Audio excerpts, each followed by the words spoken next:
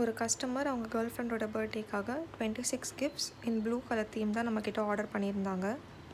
நாங்கள் ஃபர்ஸ்ட் அவர்கிட்ட வந்து அவரோட ரிக்குவயர்மெண்ட்ஸ் எல்லாமே கேட்டுட்டோம். அவர் எங்ககிட்ட சொன்னது வந்து எனக்கு கண்டிப்பாக ஒரு குர்த்தி செட் இருக்கணும், அதே மாதிரி காஜல் அண்ட் லிப் பாம் மட்டும்தான் அவங்க மேக்கப்பில் யூஸ் பண்ணுவாங்க, ஸோ அது எல்லாமே நீங்கள் கண்டிப்பாக ஆட் பண்ணிடுங்க மேம் அப்படின்னு சொல்லியிருந்தாங்க.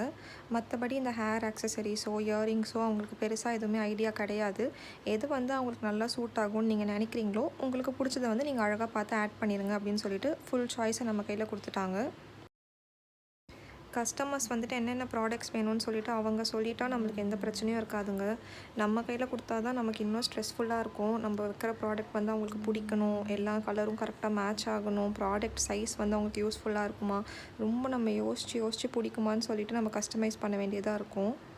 அண்ட் இதுவுமே நாங்கள் பார்த்து 26 கிஃப்ட்ஸ் வந்து அவங்களுக்கு பிடிச்ச மாதிரி எல்லாமே கஸ்டமைஸ் பண்ணி குவாலிட்டி எல்லாமே செக் பண்ணிவிட்டு நாங்கள் கரெக்டாக அவங்களுக்கு அரேஞ்ச் பண்ணிட்டோம். அவர் வச்ச ஒரே ஒரு ரிக்வெஸ்ட் என்னென்னா, எங்களுடைய பாக்ஸ் வந்து உள்ளே அந்த ப்ரௌன் கலரில் தெரியுங்க,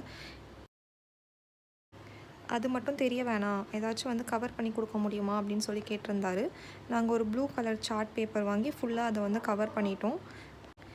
அண்ட் இதுதான் அவருடைய கார்ஜியஸ்க்காக பண்ண ஃபைனல் அவுட்புட். உங்களுக்கு இந்த ப்ராடக்ட் பிடிச்சிருக்குன்னா இன்ஸ்டாகிராம் ஒரு வாட்ஸ்அப்பில் வந்து எங்களுக்கு டிஎம் பண்ணி உங்கள் ஆர்டரை வந்து ப்ளேஸ் பண்ணிக்கோங்க. ஃபுல் கஸ்டமைசேஷன் அவைலபிளாக இருக்குது.